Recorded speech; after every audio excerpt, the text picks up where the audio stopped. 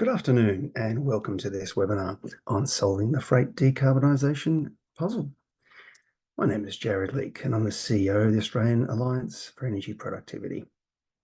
I'd like to commence this webinar with an acknowledgement of the traditional custodians of country throughout Australia and their connections to land, sea and community, and pay my respects to their elders. For those of you who don't know A2EP, we are a member-funded organisation, non-for-profit, that works with energy productivity and have this wonderful set of members that shares our vision to decarbonise Australia's manufacturing and transport and industry through using energy productivity. Just a little bit of housekeeping. These slides will be distributed for you all next week, along with a recording. We are definitely hoping to take your questions, so please do take advantage of these amazing people we have online and get the questions ready for them. And you can do that by entering the question in the Q&A box down the bottom, and feel free to upvote any good question that you see. We can always have a sidebar chat as well, and if you've got some sidebar chats to have with our presenters after their presentations, absolutely feel free as well. I'm flying solo here today, so no one's with me with the A2EP team, so I'll have to change that for the next webinar, I'm sure. But I do have a great set of speakers here with us today who I'll introduce in just a moment. So, solving the freight decarbonisation puzzle. Freight transport continues to come up, and a lot of our audience and sustainability managers continue to say that they're grappling with how and what to do in this area. And further, I was in a industrial net zero sector plan meeting with the federal government just a couple of weeks ago, and it was supposed to be on industry, but transport and freight kept on coming up time and time again. So this is great. We'll decarbonise our electricity. This is great. We'll get renewable heating. Okay, but what are we going to do about transport? It really just keeps coming up. So let's dive in and see what's available today. So what we're going to take you through today is a little bit of an update on the latest of technologies, what's happening with zero and low emission vehicles. Let's get looking at what can be done here and now with fleet optimization. We've got a fabulous speaker here taking us through what their company is doing and moving strongly on EVs, and let's have a look at the results and what that's yielding. And finally, we're going to talk about Scope 3 emissions and how to work with procurement to get that Scope 3 emissions for freight down. And so with that, to go through that list, here is this wonderful panel. So welcome to Mark Gjerek from Movement. Mark is the director of Movement and shares a passion for greening the transition to greener fleets. And so he's got an excellent experience with automotives. And Mark, it doesn't feel like work, so you tell me, but except maybe when it's a public holiday. But welcome to you, Mark. Thanks, Jared. Also joining us from Movement, we have David Coleman. And David has an excellent background working with FMCGs and what have you, and ports and 4PL. So a really great freight background, understands different sides of the fence. And so he's going to take us through that, what to do with procurement later on in our session today. Joining us from the Trucking Industry Council, we have Mark Hammond. He's the Chief Technical Officer, and he'll take us through a little bit about what the Trucking Industry Council gets up to and a few of their members and what's happening there. And that'll be our first speaker. We'll kick off in just a moment, but welcome to Mark. And finally, we have Abbas from ANC Delivers, and that is the company that's doing some very exciting things with EVs, and look forward to that presentation on what exactly is happening there. But without further ado, let's dive into some presentations. I shall stop my screen sharing and ask Mark Hammond from the Truck Industry Council to kick off. Mark, over to you, and let us know what's happening in this bit of a state of play for zero emission and low emission trucks. Okay, thank you, Jared. Can you see my screen? I can, just got to get that into presenter mode and we're away. Perfect. Yep. Okay, thank you. So as Jared said, I'm Mark Hammond. I'm the Chief Technical Officer of the Truck Industry Council. Our members are the truck manufacturers, importers and distributors in Australia. And I guess that's their logos. The group in that box, rectangular box at the bottom, are actually major system component suppliers that are also our members, but those above are the actual truck OEMs. And if we have a look at those circles. So the blue circle is around Hino, Australia. They offer a range of battery electric hybrid trucks. A range of diesel electric hybrid trucks, and all the green circles represent OEMs that have got battery electric zero emission trucks on sale here in Australia at the moment. And it's not just our members, I guess. In the 3.5 to 4.5 ton GVM segment, we share a number of members with FCAI, and so there are another three non-TIC members that have also got battery electric zero emission product for sale in Australia at the moment. And you can see those brands up there now. So what I wanted to do firstly was just look at the overall market over the last 4.5 years. So in the first column, we've got obviously year, so 2021 through to 23 full year, and sales to June, so the first 6 months of this year. Next column over is total truck sales. So all trucks sold in Australia above 3.5 ton. The green is battery electric sales. The blue is diesel electric hybrid, and totals at the end there. So you can see back in 2021, we sold a whole 4 battery electric trucks out of 41,000. But it's steadily increased, 161 trucks year to date. So we're expecting somewhere between 300 and 350 zero emission battery electric trucks on our road this year, and about 200 hybrids. And just looking at that rectangular box at the end, it gives sort of the percentage of total vehicle sales, or total truck sales, truck and heavy van sales, for the given year. So started off at very low numbers sort of in 2021, but about a 4-fold increase to 2022, and again a 4-fold increase to 2023.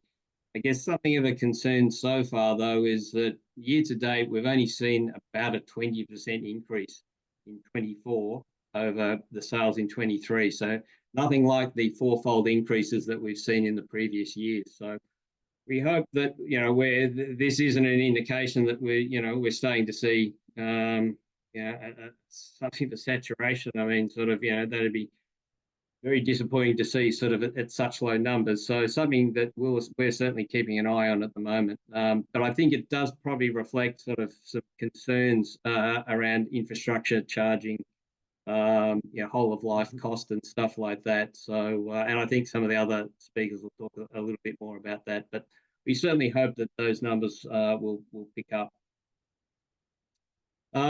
These two tables, so top table's 2023, the bottom table's 2024. So we've broken it, sales of low and zero emission vehicles into light van, so that the bluey grey, and then light truck, medium truck, heavy truck, so the slowly getting darker orange sectors.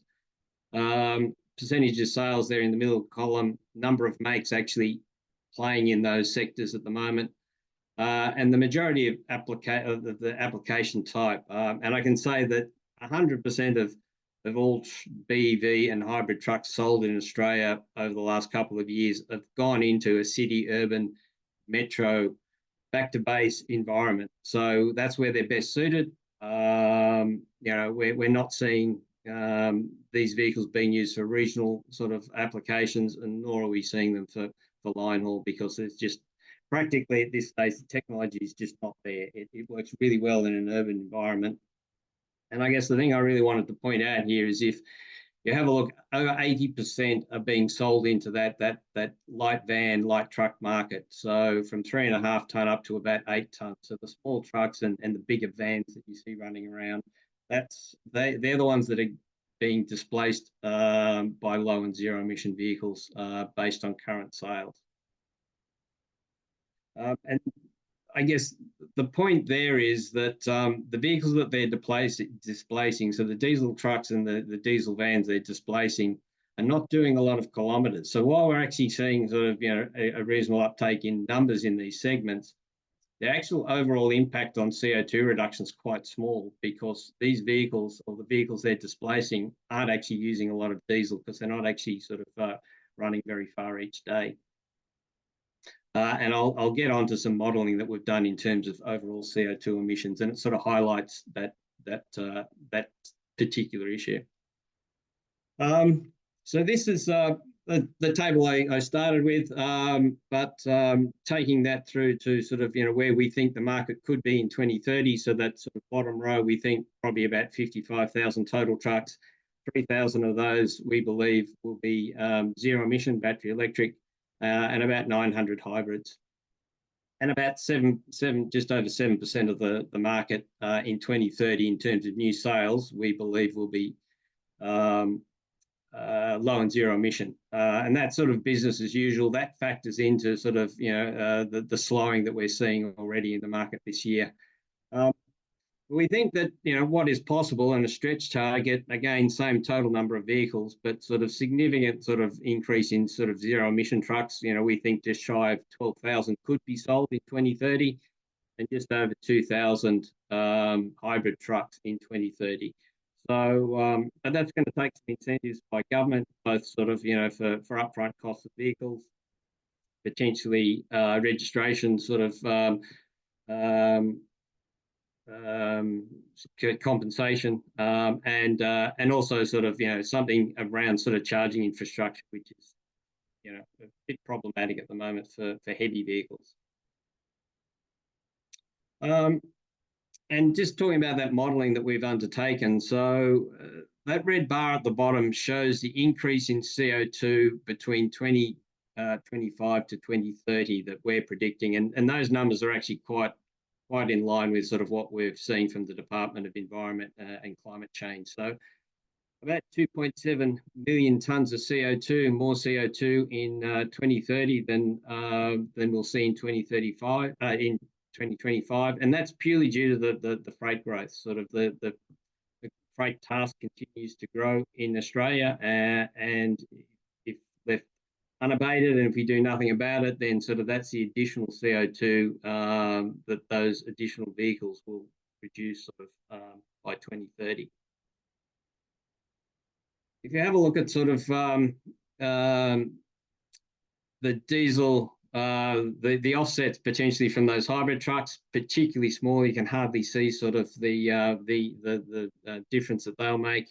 If you look at zero emission vehicles, the dark blue is the business as usual uptake I spoke about, so about 7% of trucks in 2030 being zero emission. The combined light and dark blue would be sort of, if we see about 25% of new trucks in 2030 being zero emission. So still very small numbers, and again, sort of one of the reasons is that these vehicles are only running around city metro, and they're not using a great deal, or the vehicles they're displacing are not using a great deal of diesel. So we're not seeing a huge amount of carbon abatement from those vehicles, not initially anyway. The next ones sort of they're on to about Euro 6 trucks, so sort of more fuel, they're slightly more fuel efficient, 3 to 5% more efficient than current diesel vehicles, and they'll be those vehicles will be mandated sort of through ADR changes, sort of, so from the end of next year, all new trucks sold will be Euro 6. So we'll see a very small sort of decrease sort of in CO2 emissions due to the introduction of Euro 6. Hydrogen, there is actually some numbers there, but they don't even show up on the graph. We don't see that hydrogen between now and 2030 will be a significant player in the market. The technology is very expensive. The fuel is very expensive. Maybe sort of beyond 2035, 2040, we might start seeing sort of, hydrogen trucks being sort of, economically viable in this sector. So that leaves the top two. So the second one from the top is freight consolidation. And this is just a fairly simple model of if we can move 25% of sort of the existing semi-trailers on just the Hume Highway and the Pacific Highway to B doubles. So we take the freight off semis and put them on B doubles. You can see the CO2 sort of savings that come from that. Now, if we could roll that out across Australia, by moving sort of freight more on larger combination vehicles that are sort of more CO2, that emit overall less CO2, then sort of there's a significant opportunity to sort of save CO2 sort of through productivity and freight consolidation. But the really big one is sort of low carbon fuel. So we've modeled an R10, so a 10% renewable fuel, put across just 30% of the existing fleet. And you can see that sort of it alone will save 500,000 tons of CO2. If you actually extrapolate that out and you actually could run that R10 blend across the entire truck fleet, you actually get about 1.7, 1.8 million tons of CO2 savings. So in terms of best bang for our buck in the short term, we see that low carbon fuels are something of a no-brainer, and freight productivity, and then followed by sort of, the further uptake of low and zero emission vehicles. So I guess just in summary, basically, you can see from that low carbon fuels offer sort of the best abatement solution sort of for trucks and vans between now and 2030. Freight productivity is the second best opportunity. BEVs are the third, but I guess the thing I need to make, the point I need to make about that is that we need to be incentivizing the uptake of BEVs now, because those numbers will build, and by the time we get to 2030, and particularly 2035, sorry, and particularly by the time we get to 2040, we'll start to see a really significant CO2 saving from those vehicles. But we need to be incentivizing those vehicles now. We need to be seeing the year-on-year growth that we had seen in previous years. We don't need to see it flatlining. So really important sort of for incentives around sort of the uptake of those BEV trucks, over the next few years. And frankly, I think sort of other supporting measures at this point in time are probably a bit questionable in terms of sort of abating carbon for the sector. So I'll leave it there. Very good. Thank you. Thanks for that, Mark. So if I'm hearing you, we see all these small vehicles, the last mile vehicles, and they'll be very visual, but maybe not making that, they're not going to make the emissions reduction there. Not in the short term, no. But I think really important sort of that we don't get disillusioned by sort of the lack of immediate CO2 reductions from those. I mean, we need to start seeing sort of a lot more of those vehicles. And I guess the reason that we see that renewable fuels make such a difference is that they can run over the entire fleet. So we're talking about at the moment about 750,000 trucks and heavy vans out there. That we forecast will grow to about 850,000 vehicles in that segment by 2030. So by making a small change to all those vehicles, you actually wind up sort of with, quite a reasonable sort of CO2 reduction. Indeed. I had a question in the chat there. It was answered already, but I'll just check with you that we're talking about these long range trucks. What's holding them back? Is it a technology or a lack of interest type thing? And someone's already answered saying that there's not enough battery energy density there. I mean, and particularly for Australia, I guess we're talking about very long distances. And we run sort of, multi-combination trailers, so very high GCM, sort of we're one of the few countries in the world that sort of run such large trucks. So I guess if we were to break those loads down and put them on smaller trucks, then it puts a lot more trucks on the road, and that's got sort of, a whole lot of other issues too. So, I mean, one interesting area is the potential for e-trailers, where sort of each trailer itself has got its own battery and drive system, so sort of it can actually move itself along behind the truck steers it, but doesn't actually sort of offer a lot of sort of towing force, because the trailers will drive themselves, and that way we could have multi-combination trailers, but again, I don't think sort of the technology is quite there at this stage. I think maybe beyond 2030 before we start seeing sort of battery electric being sort of available for line haul. So we're looking at, we need that renewable diesel, and we'll get into that at the end. Actually, if anyone's gotten some questions there, we'll have a good 20 minutes or so of panel discussion at the end. Feel free to type them into the Q&A or the chat box, and Mark, if there's a couple of questions in that chat, feel free to answer those as we move on. But I'll pick up on certainly one of your points is things like changing to more B doubles. Boom, there's a great emission reduction there up and down the highway. So this is it. And now over to Mark Gjerek, because this is not just, there's a whole suite of options here, Mark, to address these emissions and what have you. And you were working with this for quite a few years. You know what works and you've seen the results. So Mark, I'll get you to share your screen. It did come up there for a second. I Give did. me correct at that one. And No, then, that's fine. It just didn't come up with the border around it, so I thought it wasn't sharing. Can you see it again? yeah, gotcha. Take us away. Opportunities for fleets. Over to you, Mark. Excellent. So thanks, Jared, and good afternoon to everyone online as well. For those who haven't met me before or don't know me from the previous webinars that we've done, I'm the founder of Movement, and we're a small team of consultants, and we specialize in decarbonising transport. That's the only projects that we do, with a particular focus on heavy vehicles, so trucks and buses.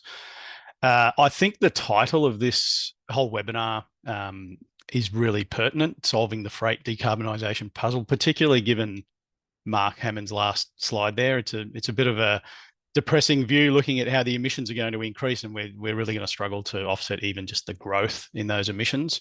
And I think it's really important to highlight that we're not going to solve that challenge or that puzzle without a critical piece of that puzzle. And for us, that is energy efficiency or energy productivity, because not enough has been done in that space, either by government or by industry. And there is a huge opportunity there to, if you look at some of the papers out there, that's probably the biggest opportunity in terms of abatement by 2050. So that's where I'm going to focus on. I'll just make sure my slides are advancing here.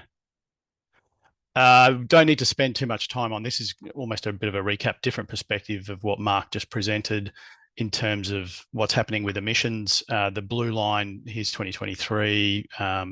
This is the whole truck industry, so articulated and rigid trucks. It's going to increase. Zero emission trucks aren't going to offset that. We need to do something else. And, it's really important to understand, even in 2030, 80% of those trucks that are being sold, probably around about that mark, are still diesel trucks. And it's probably somewhere between 95 and 90% of all the trucks on the road. So very sobering. So what else can we do? We need to do more than just rely on those zero emission trucks. And I guess the first place to start is really look at, where do emissions come from? What causes emissions? And at risk of oversimplifying this, there are just three factors here. We drive vehicles over distance. Those vehicles use energy, and that energy has a carbon footprint. That's ultimately what it comes down to. And so the solution for each of those, we've got to address the cause of those. We either drive less, we carry more stuff, carry more freight, and use less fuel to do that, or we switch to lower carbon fuels. And so this session that I'm presenting is very much focused on what fleets can do. If you've caught one of the previous webinars we did, we focused on what freight customers and shippers can do, and Dave's going to talk about that a bit later on. So I'm very much focused on what fleets can do. In this blue bucket, there are some things they can do. There's less talk and less consideration of that, because you talk to fleets that carry stuff, and they don't typically talk about driving less because they want to drive more. That's more revenue, right? But there are some things around route optimization and consolidating loads and backloading that are real opportunities. And then if we look in this orange bucket, which is where I'm kind of focused on today around energy productivity, I won't go into all of these on this list. We've got some other slides coming up, which I'll take you through, but really some categories around driving the vehicle, how you manage those vehicles in your fleet, things like maintenance and so forth, and then some technical opportunities around tires and aerodynamics and so forth. There are some really viable opportunities there. And then fuel switching, which I'll focus on less. Mark's just spoken about some of that. We do a heap of work in that space as well, but I wanted to talk about efficiency today. So if we take this orange bucket of opportunities around energy productivity, these segments around here, I've got half a dozen different, I'll call them categories of opportunities that could actually have 5 or 6 different things in them, some of them even 8 or 10. And what they show is that there are different areas around a truck. This is a semi-trailer, one single trailer. We could do a similar picture for a rigid truck with slightly different numbers, but there's, up to 10%, maybe slightly more in terms of fuel savings, energy savings through optimized aerodynamics. And that includes both the trailer and the truck itself. Tires are the only thing that comes into contact with the road for a truck. Well, hopefully, because that's all you want to come into contact with the road. But there's probably somewhere around 5% in terms of energy savings. Again, that varies by application. That's a really critical thing. All of these savings vary depending on what you do. And then there's some driveline opportunities, turning the truck off when it doesn't need to be running and idling. That can save a little bit of fuel. Hybrid powertrains is a huge opportunity, as is feedback to drivers. And look, driver training on its own, if we undertake a training program as opposed to just a bit of digital feedback through the cab, that can have a fairly significant impact. Something like 15% is what we've seen in case studies. And then there's probably a dozen other opportunities, right? So the point here is to say individually, there's sort of 5 to 20% at the limit individually for any one of these categories. You start combining them and they kind of cannibalize each other a bit, but they're still additive to some degree. So there are some significant savings depending on what the fleet has done already. Critical element down here is, if this is a diesel truck, every bit of fuel we save is a cost saving, and every one of those litres of fuel that we save is also an emissions reduction. So that's a really critical element for an industry that has a lot of operators that are very low margin and struggling to invest in some of these technologies. So we talk about costs, and I'm going to offset costs against emissions reductions. And if you follow that formula up here, if you can still see it, the green is fuel switch, the orange was energy productivity, and the blue was the system optimizations. From an emissions perspective, the fuel switching has a huge impact, obviously. This graph comes from our white paper that we published in November last year. You can look that up. You can find a bit more explanation of this. Some of those energy productivity opportunities around driver training, hybrids, they don't save as much emissions. In fact, some of these are relatively small contributions. But if we look at the flip side of that, which is what is the cost premium, the cost to implement that saving, they're also relatively low cost. And so the saving that you get in dollars and emissions is actually can be quite cost effective for some of these things. And I think that's a really critical element, because if we don't focus on that and we don't go through that step of the journey, then just trying to jump to these big savings from technology switches, that hasn't happened in any other market. Every market that we see has gone through a big push on efficiency first, and other sectors have as well. One of the questions we often get is, if we add up all those savings, how far could a fleet typically get in terms of the emissions reductions? We've done work in emissions programs in Queensland, New South Wales, Victoria, Tassie, all up and down the East Coast, both through government programs and directly for fleets. And we reckon the average fleet probably has about 10 to 15% fuel that it could save that's going unrealised through really cost-effective measures, things, what we call low-hanging fruit.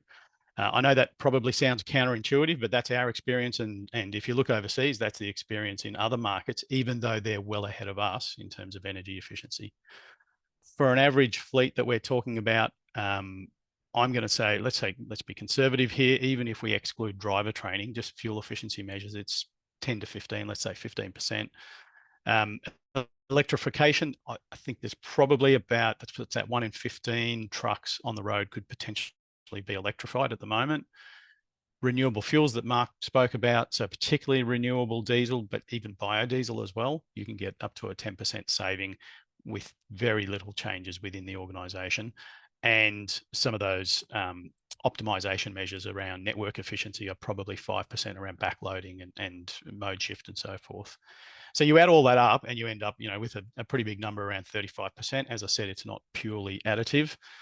But even if you take renewable diesel out, because right now it's either very expensive or you can't get it, it's 2 to 3 times the price of diesel, you're still talking about a 25% saving, which is significant. And for most fleets, we think that's probably about right if they were to adopt quite ambitious targets. That all sounds quite hypothetical because they're just numbers. So let's look at a real example. This is a fleet we worked with, about 36 trucks in a local pickup and delivery operation. They spent about $500,000 a year on diesel. And we worked with them to identify some savings. They wanted to focus on 3 opportunities. One was improved route optimization. The other one was reducing idle time on trucks, because their trucks were sitting around a lot of the time just idling for no reason. And then they looked at hybrid trucks for, I think it was 3 new procurements that they were doing. We looked at what the costs of those things were and what the savings were. And this graph here shows on the left-hand axis is the annual savings from these measures. The right-hand axis is just the cumulative cash flow benefit, which is this green line. And anything below the zero line is obviously a cost. And so you can see over 5 years, it's about $180,000 in fuel savings for what was a relatively small capital outlay. And then I guess that's the key thing in these energy efficiency measures is some of it's actually just behavior change. There was only one CapEx item there. And look, there were probably 4 or 5 other things we identified that they chose not to go down that path because they were just early on their journey. It's one example, it's an anecdote, but I guess it just proves the case that, you know, these are real numbers and fleets out there are missing some of these opportunities. The other question we get asked a lot, and I've just got one more slide, is where do we find information on this stuff? We are working with industry to try to get some of that information more broadly out there to fleets. There's some of it kind of scattered around the internet. The risk is that the fleets don't know where to go and they don't necessarily trust it. One of those initiatives we're working on is with NatRoad, which represents kind of small and medium-sized fleets, or all fleet operators. But we developed this initiative with them around identifying what those fuel savings and emissions reductions are and getting fleets to invest in those. So mapping out the process that they would follow and then supporting that with guidance around each step of that process. And that's half the resources, which are now freely available. If you jump on the NatRoad website, search decarbonisation, you'll find those for free. And there's a whole bunch of other suite of resources coming in to replace that. And I'll finish there because that's a good place for people to go and find those that information. Excellent, thank you. Thanks very much. Yeah, brilliant. Thanks, Mark. Just want to pick up one thing, the aero kits there. If I'm not mistaken, the new regs have come through to make aero kit upgrades more feasible in Australia now. Is that correct? Don't know what regs you're talking about that would make it more feasible. As in, we could adopt technology straight from Europe there, kit upgrades and things like that, or is it some other upgrade? There was a change in width regulations which would allow some of that stuff, particularly if it is going to make the vehicle wider. But how much did we get, Mark, in that upgrade? 50 millimeters, so 50 25 aside. But it does mean that, yeah, a lot of those aerodynamic devices that previously were being deleted from trucks that were coming to Australia because of our fairly narrow vehicle width can now actually stay on the truck. So, yeah, I mean, I think that's quite important. I think the other bit that I probably didn't focus on was most of that stuff in the orange bucket, the energy efficiency, energy productivity, doesn't rely on new truck sales, right? So if you've got a fleet and it's in this 10-year-old truck and it doesn't have that stuff on it and it suits the operation, you can go out there and get those components now and you're not waiting on this turnover of the fleet, which is relatively slow. We've got a really old truck fleet. So like renewable diesel, it applies to the entire fleet, every single truck on the road, not just aero, but tyres in particular, although rolling resistance tyres is another one. And so decarbonisation becomes much quicker through mechanisms like that. And it looked like the biggest bang for buck was on driver training. Well, sort of how long is that a program like that take? Are we talking months of driver training or years? How does that work in practice? The driver training is really interesting. Influencing drivers. Think of it. I'll try to do this really briefly. Think of it as a spectrum, and right down one end, you've got things like in-cab indicators that tell the driver that he should change gears or that he's driving in the wrong RPM band, right? He's driving in the red band instead of the green band. And then you progress through all kinds of driver feedback, driver scoring in telematics systems, all the way right up to very hands-on driver training through multiple rounds. Because if you do it once, people tend to learn stuff, improve, and then forget about it, and they slowly drop off their performance. So you've got to go and do that repeatedly. But that spectrum includes lots and lots of different things you can do. And we've worked with fleets as well who share some of those fuel savings that the drivers achieve with the drivers so that acts as an additional incentive to actually get them to drive more efficiently, because then they earn a bonus at the end of the month or they're in a competition or something. But yeah, look, it's a very wide spectrum. It includes direct training, which could be a couple of hours in the cab, once every month, once every couple of months. Or an intensive course on a weekend, all the way down to just having an app on your phone that gives you a score at the end of your trip. Brilliant. And the results come through. And we got a comment there in the chat saying that what you've presented there is very consistent with experience in the US for their Yes. findings as well. So it's there and it's available, and it's not just us. Yeah. Good. Mark, thank you for that. We'll come back to you with some more comments and questions at the end after our next two presenters, but thank you for now. Thanks. Moving on, I mentioned we've got a company here who's doing some very exciting things with zero emission vehicles. So I'd like to introduce to you Mo Abbas. He's from ANC, and he has a fantastic title of Chief Growth and Sustainability Officer. And Mo, fantastic to see those two things come together, that looking for growth and sustainability. So what an exciting job you have. And you guys have been doing some fantastic things at ANC. So please take us through it. Thank you, Jared, and good afternoon to everyone online. By way of quick introduction, ANC is a last mile delivery experience partner, delivering over 6 million outcomes to customers' homes on an annual basis. Our services extend beyond last mile delivery, and that's through to complex in-home installations, including repurposing to communities in need. Next. Having slide malfunction here.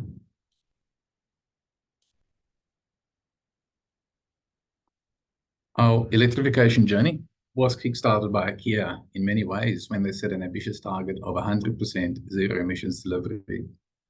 Now that might sound good, but our journey is and has been extremely challenging, particularly because we don't own the assets and we operate an independent contractor model.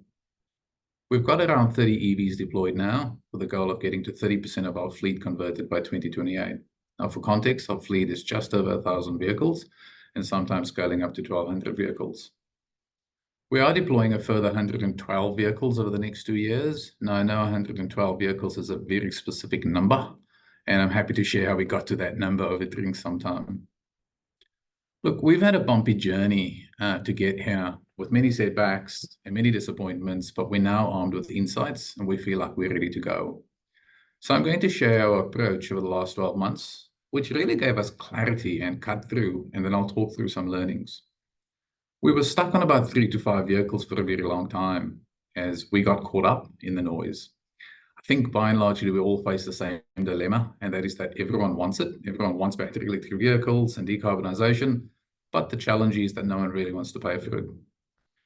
We attended lots of industry events, we read many ESG reports, and somehow got climatized to sustainability jargon. But what we found most impactful was to figure out how to spend our time identifying the key areas where we could get some impactful focus, and then work backwards to some convictions.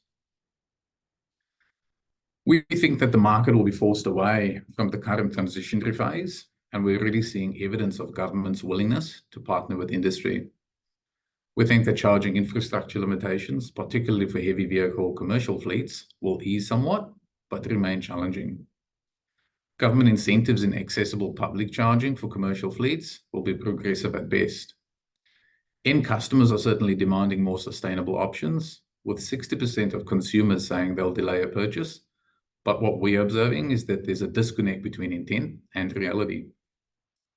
Now, we're really starting to see growth being assessed against tangible ESG credentials, but more importantly, our ability to make an impact. We think that the tension between technology and industry demands is starting to shift, but not yet resolved by then. In our area of focus, access to vehicle stock will ease, but we think that's going to remain challenging for a period of time. So we addressed problems as opportunities and accepted that progress was better than perfection. In many ways, we were lucky enough to learn from our early deployment of 3 Generation 1 C-electric trucks. The 3 broad buckets we had to lean into and solve for was cost, range, and education. Now, there's no getting away from the higher upfront costs, and to many of us, we reference that as the TCO gap. So we needed to find ways to bridge the TCO gap for all parties. Now, given that we don't own the assets, we simply prioritize work in EVs over brown vehicles as a commercial incentives to our delivery professionals. We learned that collective purchase power can make a significant dent in lowering the upfront costs. So we launched a Take the Pledge campaign in the hope to unify the industry, simply to stimulate competition amongst OEMs. We observed some partial success, but I think we can certainly do so much better if we came together. Owner-operators typically lack the capital intensity to make these large asset purchases, so we needed to find diverse financing options to increase accessibility of vehicles and finance for our drivers and delivery professionals. Now, once they make a purchase, the worst possible outcome is a vehicle without a charger. So our priority is to make charging as frictionless as possible for them by doing simple things like mapping public access charges to their apps, so that gives them real-time visibility on availability. We've been installing AC chargers at home for vans and faster chargers where it makes sense, with manifested top-up stops to extend range using the public access charging network. Now, we'll acknowledge that while that approach is viable for vans, which makes up about 70% of our fleet, larger vehicles like truck charging remains challenging with a very high dependence on depot charging. This is where we rely on our clients. Depot charging installation is a protracted and costly process, and we're super grateful to clients like IKEA for stepping up to support the journey. Perception. So Mark spoke about driver education early on. What we're finding is that perception very quickly becomes reality for delivery professionals who are used to their ICE vehicles and spend the bulk of their time delivering in either diesel or petrol vehicles. We've figured out how to capture and compare performance data against varying operating conditions so that we can dispel any misconceptions early. We learned that leveraging the early adopters to tell their story is far more impactful for our fleet when we're converting fleet than us telling that story. And simple things that matter most, like educating the fleet on the free apps like PlugShare, ChargeFox, and others. Now, again, whilst this is viable for most vans, it's not for trucks and longer vans, and this remains challenging for us. Last point on this slide is that we've adopted an always-on approach to efficiency and finding new solution development. And so our focus is on improving selections of EVs to match or exceed ICE vehicles under all operating conditions and looking for innovative ways as to how we can sweat these assets. For ANC, our primary focus is on Scope 3 indirect as it relates to transport and distribution. It's an important distinction for us, given that we are a capital-light business and operate an independent contractor model. It's also the important intersection between the clients and the high visibility of these assets to their customers. So we really have an opportunity to create relevance for both clients and customers. Our primary focus is on the easy to abate segment. That's at least how we are looking at this, particularly those involving distances below 250 kilometers, where we think we can make a significant and direct impact well ahead of 2030 or Paris Agreement targets for that matter. Now, 85% of our fleet travel less than 250 kilometers, and we are actively collaborating with clients and other industry partners as well to solve for distances up to 500 kilometers, and that's our next focus. So if you are contemplating making a start, we think that now's a great time, thanks to increased competition and choice. We started by choosing to narrow our options, and we made a start initially with 3C electric trucks in 2019. Now, back then, that was the only available EVs in market, and so we progressively addressed the growing need for vans in our fleet. So today, the most popular vehicle in our fleet is the LDV E9 due to its range, its price point, and suitability to our freight needs. We've since evolved the van into a cab chassis, which is simply the same underlying van with a bigger battery and a box on the back of it. And that addresses cost efficiency, range, and efficiency, and we've created some efficiency through scale buying power. The LDV now has a bigger battery, it's got 66% bigger cubic capacity, and an extended warranty of up to 8 years, up from 3 years when we first implemented the vans. On the far right, we've got our JAC 9-ton vehicle. It's our bulk mover with a 9-ton GVM. It's highly configurable with a payload upwards of 4 tons, making it perfect for our freight needs and perfect for anything between 8 and 10 pallet loads. In fact, we're deploying 12 of these vehicles starting from next week, so they are a new addition to our fleet, and we're quite excited about what this product has to offer.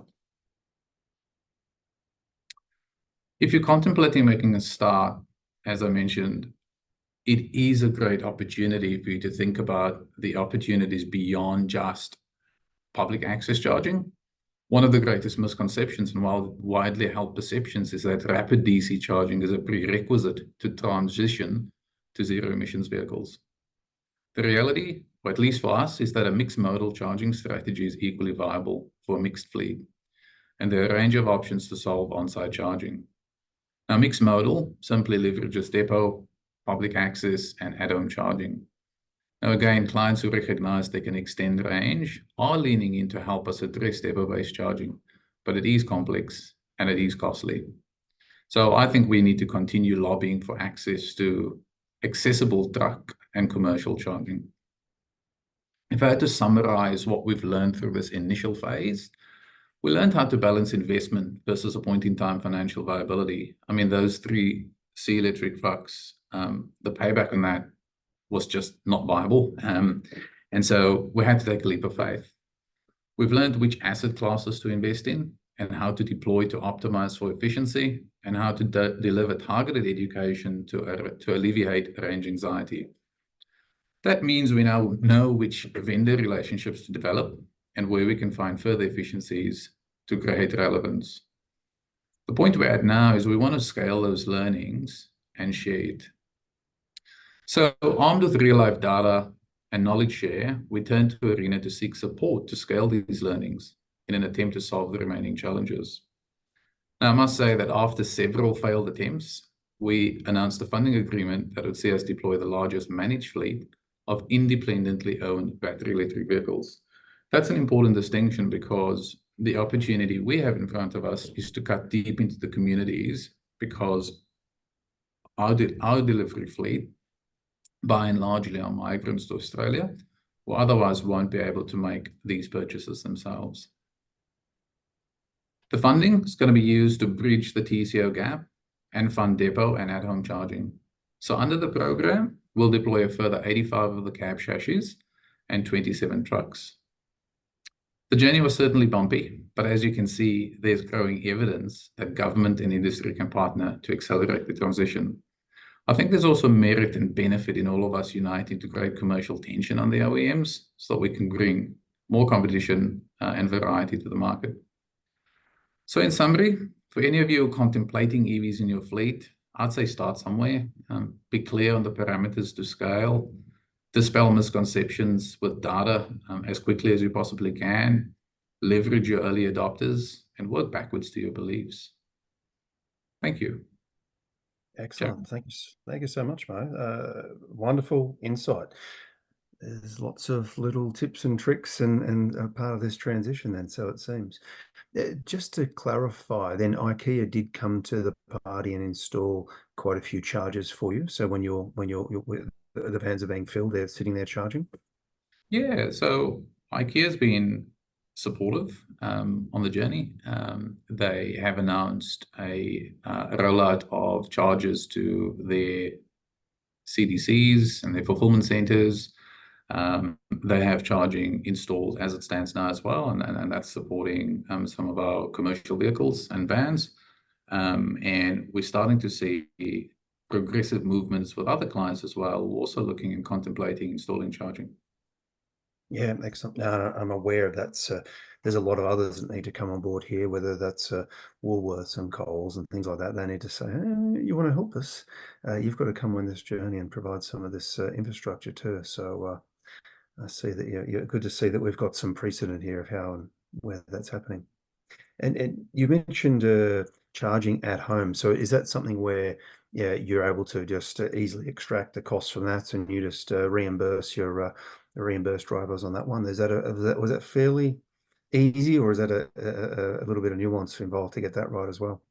Yeah, look, there's a little bit of nuance involved in that. I think a bit of the nuance is understanding where that's feasible and possible. Some of the fleet operators don't own their own home, and that becomes challenging and protracted.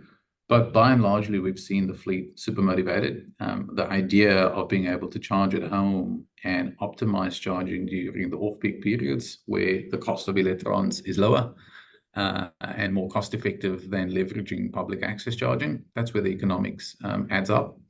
They are super smart and accomplished, and once they figure that out, they on. Nice. And the drivers enjoying that? They're enjoying it, the employees and the drivers are enjoying the change, or what's the feel? Yeah, I think the fact that we were stuck on 3 to 5 vehicles for a number of years, and by and largely added to deployed 20 vehicles over the last 12 months. We now have a path through it. The advocacy within that early adopters is growing. They are almost self-advocating to other fleet operators now, and they see the benefits beyond the economic benefits to them, the sustainability benefits, but equally the role they have to play in making the transition. Yeah, the more people on the bus, the better. Fabulous. Thanks very much for that, Mo, and we'll be back to you shortly with some panel questions. And if people do have some questions, please chuck it in that Q&A. I see the chat box lit up when we mentioned hydrogen. I sad to mention that again. It might light up the chat box once more. But we'll get to those and discuss those after this next presentation. Our final one from David Coleman. David also works with Movement. They're consultants there, the experts in fleet management and what have you. And David, you've got a background working with FMCG, so you've got a bit of an inside running there on what can be done with these Scope 3 emissions and procurement and how these things can work to improve the emissions piece there. So over to you, David, to take us through it. Thanks very much, Jared. Just wanted to check that my presentation is coming up properly. I was having a little trouble at the start there. We just need to go for that presentation mode. Let's see how she comes up. There we go. And we've always got the backup plan of myself having these slides if need be. Success, Mo. Yep.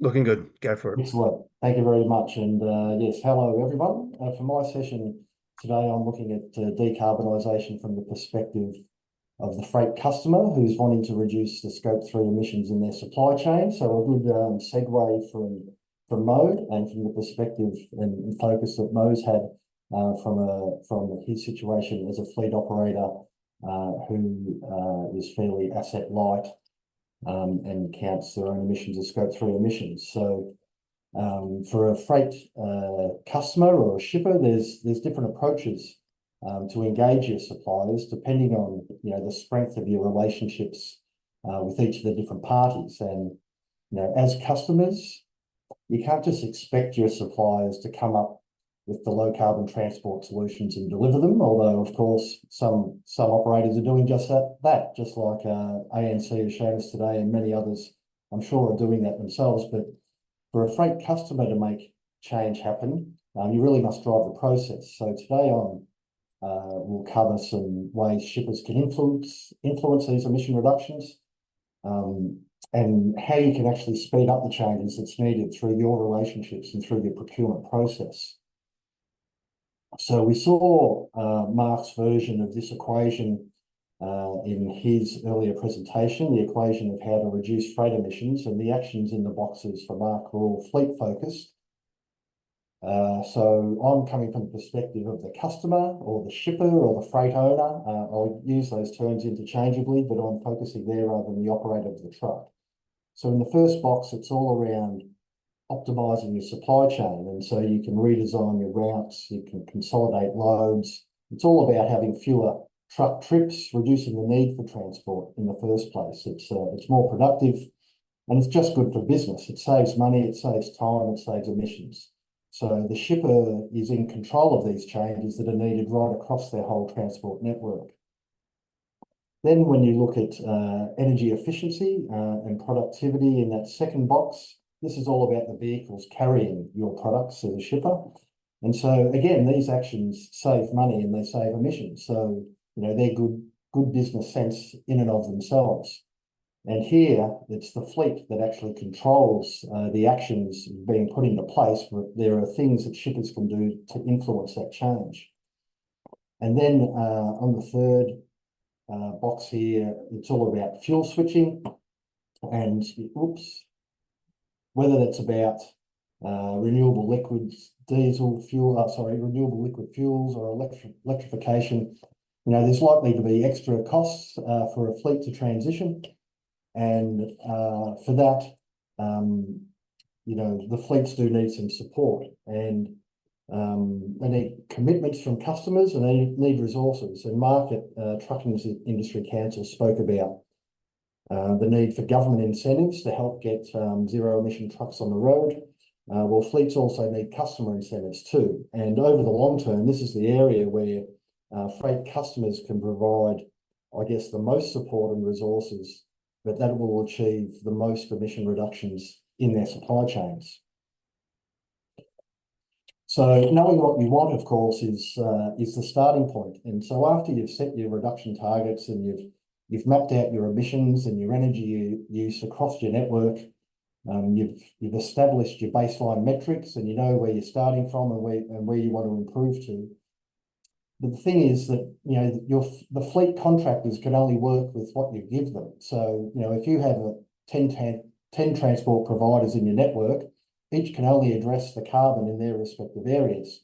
Their situations will all be different, and none of them can see the whole picture. So to drive that process, shippers really must understand the barriers and the possible solutions to your particular freight tasks.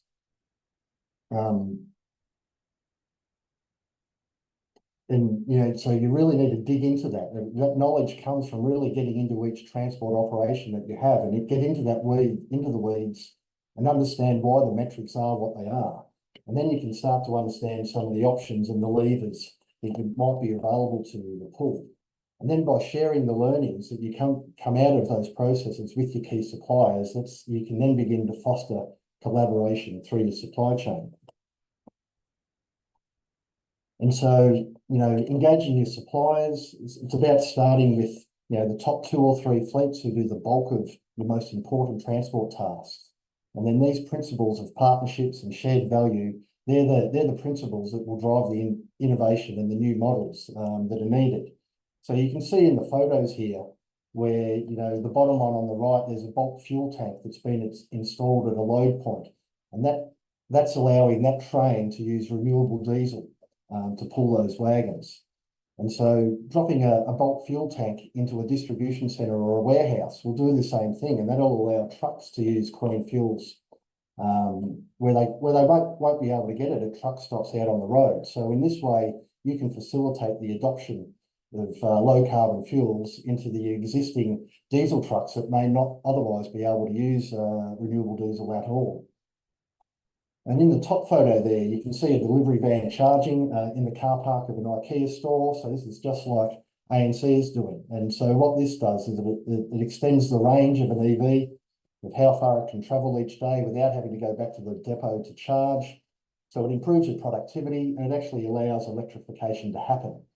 Now, when it comes to bigger trucks, prime movers, they'll need more powerful chargers. So when you start talking about megawatt charging, that will allow a prime mover to charge in 30 or 40 minutes while the truck's loading or unloading or the driver's having a break. So that enables the big trucks to be able to continue on their journey without going back to base, and the same principle as the fuel tank below.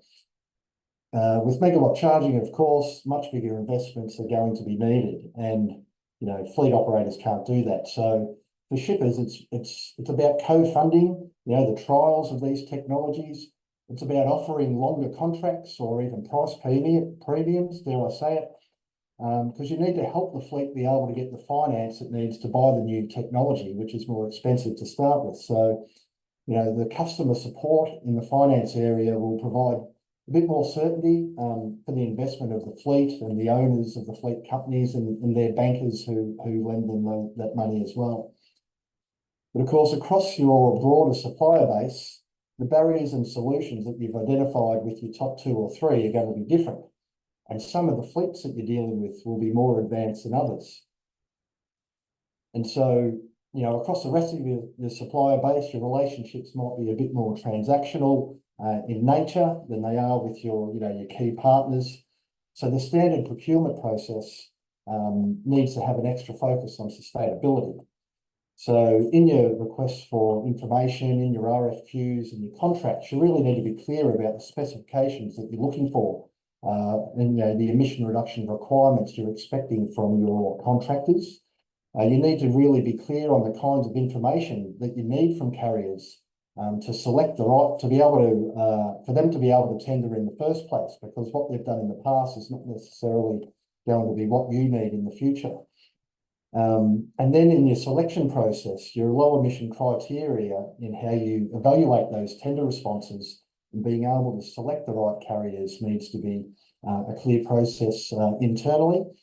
And then, of course, the contracts that you then put into place need to include all these low emission requirements, and in particular around the soft stuff like measurement and reporting and the monitoring of progress, so that the implementation of what's been tendered and put into play is really not going to be making progress towards your net zero targets for your Scope 3 emissions.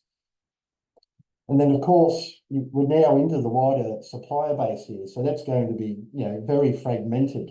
And, each player will be at different stages of maturity, different stages of capability when it comes to sustainable transport. So, with this fragmentation and, some bigger shippers have more than 10 transport carriers. They might have 50 or 60 around the country. So, and the size of the shipper takes some sort of precedence as well, because shippers may have very limited influence due to the size or the power of the transport companies they're dealing with. If you're dealing with the big 2 or the big 10 transport players in the country, you may have very little direct influence with them as a shipper. Equally, the smaller fleets you deal with may have limited data, limited resources, limited knowledge really about reducing emissions at all. They'll have different decarbonisation ambitions, different experiences with the things that they've tried in the past. So there's a variety of perspectives, and depending on where the contractors are playing regionally, or what sector you're in, or what segment of the market, the availability and the viability of clean energy and these new vehicles can be different in each case. So a shipper really has to think about how they allocate the ownership of these new risks that are coming up with these new technologies. So just to finish, for people to take a deeper look at some of the key questions that you can start asking your suppliers, there's some excellent resources that have been developed by our friends at the Smart Freight Centre. We had Smart Freight Centre present on a webinar with A2EP last year, and you can go to their website and find this information. There's questions broken down by transport mode, so it's not just all about road freight, but there's specific stuff on rail, on air, and on sea freight as well. So hopefully that's a overview of how you can do freight decarbonisation now. We've seen from Mark at the Truck Industry Council that electric vans and trucks are on the road now, and the numbers and the types of vehicles are growing. We've seen from Mo at ANC, how fleets and customers are partnering together to roll out decarbonisation at scale. So there's solutions ready to go, and they're ready when you're ready. So good luck, and thanks for tuning in. Thanks so much, David. It's a lot changing here, and with this climate-related financial disclosures coming up and more focus on Scope 3, that complexity of this procurement job seems to be expanding. Yes, good. Certainly more detail about you can't palm it off to your contractors. You really need to be in at the table and working right through all the issues to really understand what's needed and what you're going to need to invest in. Yeah, indeed. And I'll comment on that. I saw the IKEA photo there of the car park with chargers everywhere, and I can report this is what it's like in Stockholm. When you go across Stockholm, nearly every public car park has heaps of chargers everywhere. And you're like, okay, that makes it easier. That's going to get there, and let's hope we get there sooner rather than later. Good.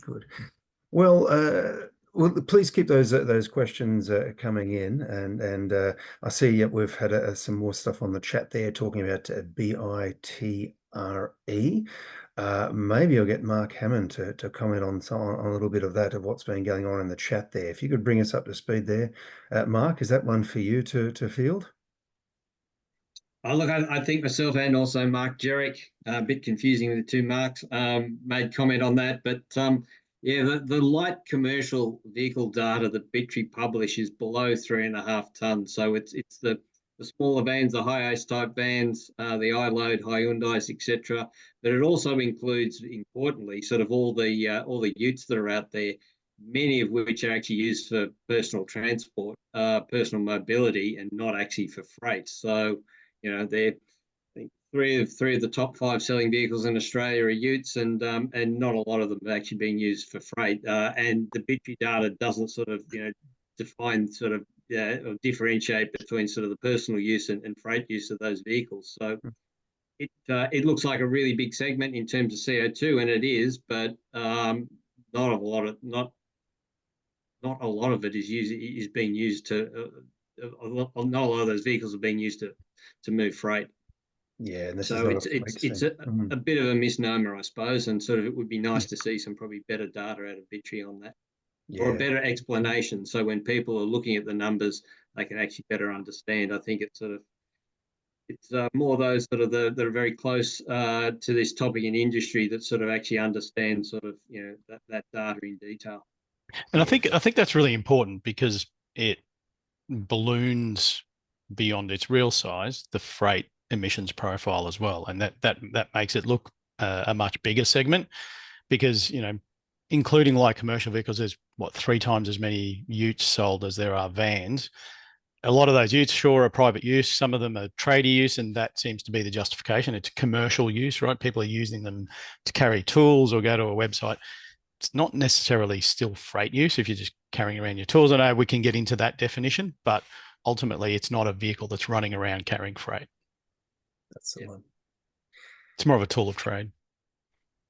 Okay, so EVs, plenty coming. Is the grid ready for this? Maybe Mo has got some thoughts on this. First up, you may have had some issues already with home chargers or any sort of issues. Where are you seeing it in terms of the grid being ready for electric trucks? Yeah, I think the bulk of our challenges really was to figure out how we optimize the right charging installation at homes. We've stayed clear of asking or complicating the installation, so we focus on single phase. We try to stay clear of any 3-phase upgrades, and the simple fact is, for the bulk of our vans in the segment, the slow overnight trickle charging is sufficient. So, when we consider at home, at depot, and public access, having that hybrid or that mixed modal approach means we can distribute that load and play our part, as opposed to just depending solely on an at-home charging solution. And David Coleman, you mentioned 1 megawatt fast charger there for heavy vehicles. I think you're going to be stretching a few light industrial sites will struggle with that one. I think a heavy industrial will be okay. But is this this is the sort of thing is what's needed? And do you see what do you think of these? Are we ready for that? Well, I think we're ready for it, as in demand for interested parties who want it to happen, because the line haul end of the market is where the big emissions are and where the big savings can be. It's possibly more in public truck charging facilities that you'll probably see that happen first, as opposed to individual companies putting them in an industrial site.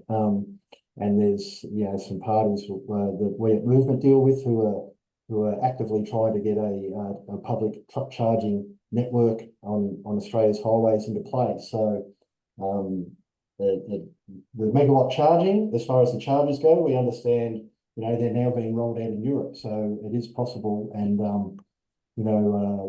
it's probably closer than you think. Yeah, Mark, Gjerek, anything further to add? On the megawatt charging, yeah, I think, are we ready for it? Probably not, but are we going to need it? Yes, I think we are. If we want to electrify the long haul freight task, that's particularly up and down those, like the East Coast, 2-3 highways that carry most of the freight. If you want trucks to keep moving while they're doing that, it's a big investment that we're going to have to make. But you're not going to need that many charging locations, right? I mean, we've got prime movers that will do 400 to 500 Ks now, and that's with the trucks that are in Australia between charging. And in the US, with the Tesla Semi, it's doing 700, 750 kilometers between charging, and up to 1,700 kilometers a day. This is tracked public data that they're sharing. The next generation of trucks that comes in will beat that. And so enabling the infrastructure to keep those things moving, I think, it's targeted investment. It's going to be big. The energy demands are going to be big, but you probably won't have to do much more than that. Gotcha. I was thinking about the trucks that used to turn up at my previous factory. Like, yeah, this is it. This is not impossible that we could have them topped up when they turn up. I think the other consideration there is if you do enable those, let's call it intercapitals, right? Because a truck that's going out pulling 2 or 3 trailers with animals on it, whether it's cattle or sheep or whatever it is, you're probably never going to electrify those, but that's why we have renewable diesel, right? You can use that in those remote areas, or we will have. But those intercapital city runs, that the trucks that do that have about 9 times as much of an impact in terms of emissions as an urban truck running around. So if you can electrify one of those highway trucks that's going into capitals with 1 or 2 intermediate charging stations, and in future it'll just be 1 in between the 2 capitals, it's an investment that's basically offsetting the need to electrify 9 urban delivery trucks. So it's targeted investment, and I think it's really important. So renewable diesel seems to be on the horizon. Mark Hammond, maybe you may have something on this. I'm aware of, GrainCorp looks like they're going to be a major player with this, with facilities working with BP and the likes out in Kwinana, and some in WA and some in Queensland. Mark, you're seeing something further happening there? Yeah, so I think sort of BP and Ampol have got plans to repurpose their existing mineral diesel refineries to produce renewable diesel. At the moment, the only renewable diesel that is being used in Australia is actually fully imported, but we certainly have the ability to make it. We have the feedstocks here to make it. I think 60% of our canola crop goes to Europe for them to make renewable diesel. Almost all of our cooking oil goes to the US for them to make renewable diesel. So, it would make sense to keep that in Australia and sort of use it here. 90% of our diesel's fully imported at the moment anyway. So sort of, the more we can do sort of locally to offset that gives us some degree of fuel security too, as well as reducing, CO2 emissions. So I think the calculations that we did showed if you could actually quarantine all that renewable diesel that will come out of Ampol and the BP refinery in around about 2030 is when they're scheduled to come online, you could probably run an R15 blend across the truck fleet. But it's a matter of how you would try quarantine that only for truck use. There's obviously a lot of other sectors that want agriculture, construction, and even the light vehicle fleet. I think sort of, there'd be people out there that would like to use it as well. So that's, I guess, why we specifically modelled R10 across only 30% of the truck fleet, because we think that, the renewable diesel that will be available will be going to those other industries. But at the end of the day, it doesn't matter sort of, who's using it. We are actually sort of reducing CO2. And I think there's a lot more scope to sort of grow sort of the industry sort of beyond that too. Can I just jump in on that one? Because there's been a bit in the chat on biofuels, and I think it's important that people understand that renewable diesel is not the same as biodiesel. I think there was a comment in there about B7 being the safe level for biodiesel. Biodiesel is a different fuel, whereas renewable diesel is supposedly chemically, physically identical to diesel. Well, it is in the fuel quality standards overseas anyway, a bit different here, but it's 100% drop-in fuel. So you can drop it in, run it at 100% and run your equipment completely on renewable diesel as a safe level. That's different to biodiesel, which has to be blended up to a kind of a safe limit. So I think that's a really important point to distinguish. And you can still drop it in, as Mark said, at R10, R15, R20 if you want. The other thing to consider there is the US, it's a much bigger market, but within the space of 10 years, the US went from zero renewable diesel production to making as much renewable diesel as would be required to power our entire truck fleet every year. So that's a 10-year, window in which they've ramped up production. I mean, production and consumption are slightly different, but I think it's about 90% of our diesel requirement for trucks is now being met in the US in the space of literally 10 years. So even if we look at that and say, hey, we don't have to do that kind of a moonshot and make enough renewable diesel for the whole fleet, let's just do it at 10%. We should be able to ramp that sort of production up if we're ambitious and committed to doing it, right? And don't get bogged down by all the barriers. Yeah, gotcha. So we don't have these clouding issues or anything like that, well, like you have with the old school biodiesel from tallow. And so, this is a perfect drop-in. Yep, it is the perfect drop-in. Definitely. I think the other thing that's worth mentioning is that if you look at the technologies that are available, commercially viable for making renewable diesel at the moment, you also wind up with a significant amount of sustainable aviation fuel too. It's a bit like cracking a barrel of oil. You get a certain amount of petrol, certain amount of diesel, certain amount of aviation fuel, etc. So the technologies, the two most popular technologies at the moment, will give you about 55% renewable diesel and about 45% SAF. And we need SAF. I mean, there's nothing else that's going to sort of keep planes flying sort of and reduce CO2. So sort of I think that we're in the perfect position to be able to make renewable diesel and SAF in this country and use it in over a period of time while we're building up sort of that battery electric truck fleet. Absolutely, good one. Just looking at the Q&A box there, I think someone's popped in something for Barry's question about IKEA using renewable electricity, and they have been a huge investor in Australia on their own roofs and with wind as well. So I think that's well covered that you charge at IKEA, you're going to be using renewables. The question here for David, though, your slide indicated a value for kilowatt hours per 100 kilometres. I was just wondering about how that is calculated. And does that account for different vehicle types and driving conditions? Sure, it does. It really comes down to the size of the battery and the weight of the vehicle.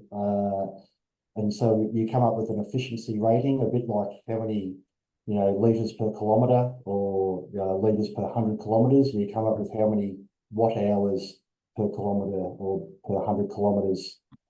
And clearly that can vary even on a particular vehicle. It's not like a car that will always get 3.5, and that'll be its standard thing. It depends on what the truck's doing and the route it's taking each day, and that can vary quite a bit.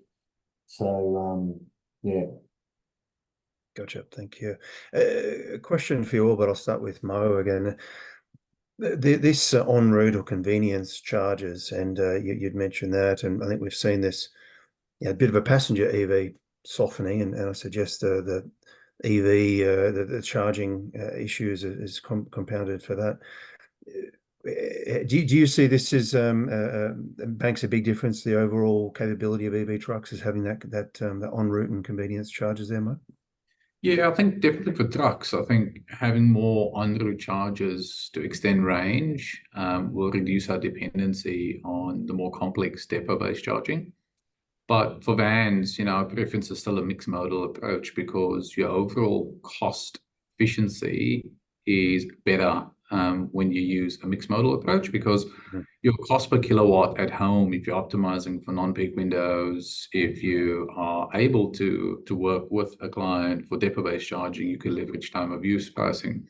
You're looking at 69 cents for public access charging now, and when you compare that to a diesel equivalent on a cost per kilometer, it starts to stretch the business case. So, public access charging for heavier fleets will be welcome. It will definitely support our deployment, but we do want to keep those two things in balance.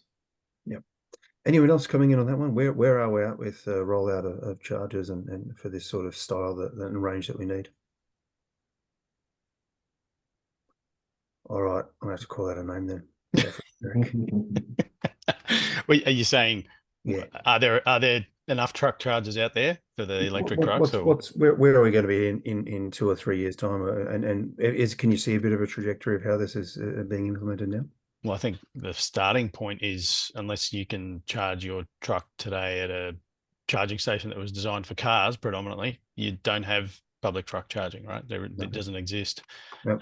There's a couple of players looking to build en route charging, or let's call it highway charging for that either longer haul or public access in urban areas. But yeah, that infrastructure is going to have to be rolled out. And it's probably one of the things I think is a bit of a gap. If you look at what governments have done for hydrogen, we've got the Hume Hydrogen Highway Project, HHH, I think it's called, you know, which is co-funded by Victoria and New South Wales. I don't know whether the feds tipped any money into it, but you know, it's establishing fueling locations for hydrogen trucks along the way, even though there's no hydrogen trucks that can do that at the moment.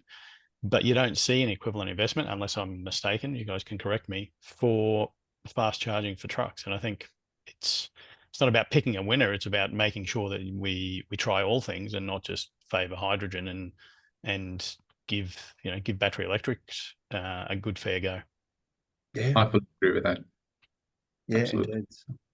Well, there's these net zero sector plans and transport consultations there, Mark. I'm sure you'll have that in caps in your submissions. So It's in. with that, absolutely.